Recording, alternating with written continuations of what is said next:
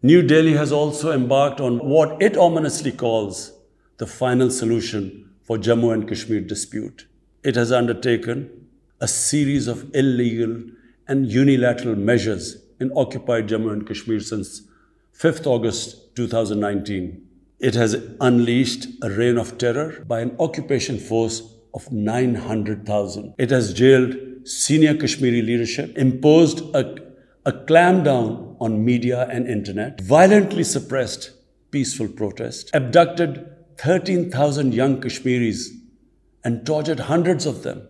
It has extrajudicially killed hundreds of innocent Kashmiris in fake encounters and imposed collective punishments by destroying entire neighborhoods and villages.